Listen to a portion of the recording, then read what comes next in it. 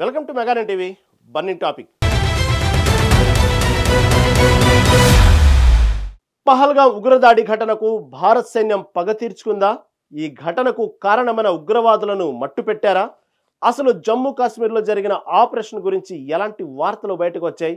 ఈ ఆపరేషన్కు ఆపరేషన్ మహాదేవ్ అని ఎందుకు పేరు పెట్టారు? ఆపరేషన్ సింధూర్పై పార్లమెంట్లో చర్చ జరుగుతున్నప్పుడే ఈ ఎన్కౌంటర్ జరగడం ఎలా చూడొచ్చు? Watch the story.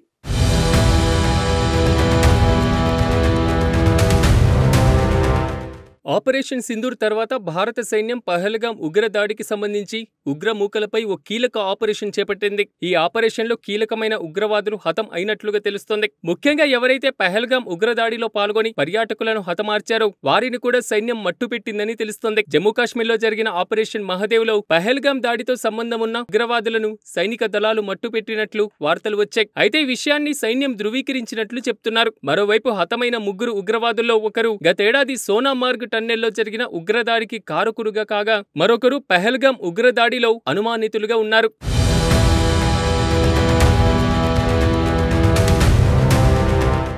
Operation Mahadev ఎలా కొనసాగింది? హర్వాన్ ప్రాంతంలో ఉగ్రవాదులు నక్కినట్లు నిఘా వర్గాల సమాచారంతో నెల రోజులుగా సైన్యం, పోలీసు బలగాలు ముమ్మరంగా గాలింపు చర్యలు చేపట్టాయి. ఈ ఆపరేషన్ కోసం గత కొన్ని రోజులుగా దళాలు పగడ్బందీగా ప్రణాళికలు సిద్ధం చేసుకున్నారు. దాచిగాం అడవుల్లో 2 రోజుల క్రితం అనుమానాస్పద కమ్యూనికేషన్లకు భద్రతా దళాలు పసిగట్టాయి. దీనికి తోడు స్థానిక సంచార జాతుల వారు కూడా ఉగ్రవాద కదలికలపైన భారత దళాలకు సమాచారం అందించారు. దీంతో సోమవారం చాలా బృందాల సైన్యం ఆ ప్రదేశానికి తరలి వెళ్లారు. 24 రాష్ట్రీయ రైఫిల్స్, 4 పారా కమాండో బృందం 3 ఉగ్రవాదులను గుర్తించింది. భద్రతా బలగాలు అక్కడికి చేరుకోగానే ఉగ్రవాదులు వారిపై కాల్పులు జరిపారు.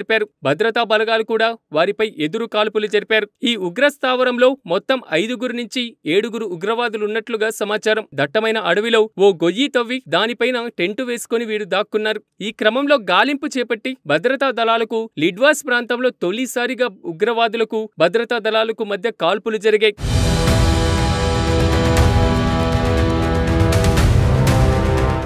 ఆపరేషన్ మహాదేవ్ అని పేరెందుకు పెట్టారు? దాచిగాం సమీపంలో మహాదేవ్ పర్వతం ఆధారంగా ఈ ఆపరేషన్ కు పేరు పెట్టారు. ఎన్కౌంటర్ జబర్వన్ మహాదేవ్ పర్వతాల మధ్య జరిగింది. అందుకే ఈ పేరు పెట్టారు. ఈ ఆపరేషన్ ను జమ్మూ కాశ్మీర్ పోలీసులు, భారత సైన్యం, సిఆర్పీఎఫ్ సంయుక్తంగా చేపట్టాయి. మృతి చెందినటువంటి 3 ఉగ్రవాదులు కూడా పాకిస్తాన్ కు చెందిన వారిగా అనుమానిస్తున్నారు. వీరు లష్కరే తోయిబా దగ్గర శిక్షణ పొందినట్లుగా అనుమానిస్తున్నారు. ఘటనా స్థలంలో AK-47 రైఫిల్ ను స్వాధీనం చేసుకున్నారు. ఆపరేషన్ సింధూర్ తర్వాత జమ్మూ కాశ్మీర్ లో భారత బలగాలు అణువణువు గాలిస్తున్నారు. ఉగ్రవాదులు భద్రతా బలగాల ముసుగులో మరిన్ని దాడులు చేయవచ్చనే సమాచారంతో పర్యాటక ప్రాంతాల్లో భద్రతను పెంచారు. పహల్గాం ఉగ్రదాడులకు సహకరించిన వారి ఇళ్లను ధ్వంసం చేశారు. కొందరు అనుమానితులు ఉగ్రవాదులకు సహకరిస్తున్నటువంటి వారిని అదుపులోకి తీసుకొని ప్రశ్నించారు. అయితే ఆపరేషన్ సింధూర్ తర్వాత ఇంత భారీ స్థాయిలో జరిగిన ఎన్కౌంటర్ గా చెప్పుకోవచ్చు.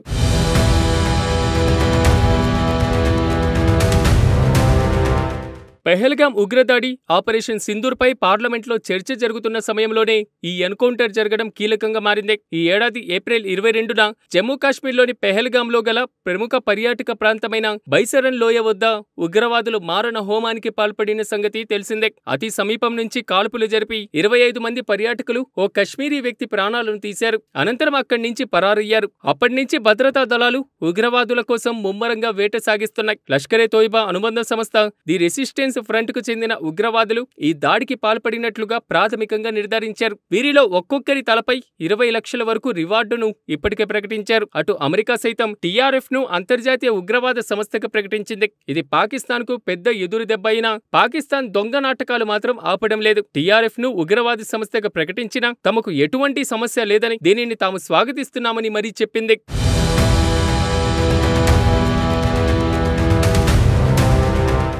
అటు పహల్గాం ఉగ్రదాడి గురించి, పాక్ ప్రేరేపిత ఉగ్రవాదం గురించి ప్రపంచ దేశాల ముందు భారత్ తమ వాణి వినిపించింది. ఎంపీల బృందాలను విదేశాలకు పంపి పహల్గాం ఉగ్రదాడి జరిగిన తీరును వివరించింది. దీని ద్వారా పాకిస్తాన్ పైకి మంచిగా మాట్లాడుతూ ఉగ్రవాదులకు ఫండింగ్ ఎలా చేస్తుందో వివరించే ప్రయత్నం చేశారు. చాలా దేశాలు ఈ విషయంలో భారత్కు మద్దతు ప్రకటించాయి. ఈ చర్యల ద్వారా పాకిస్తాన్ కుటిల బుద్ధిని బయటపెట్టే ప్రయత్నం చేసింది భారత్.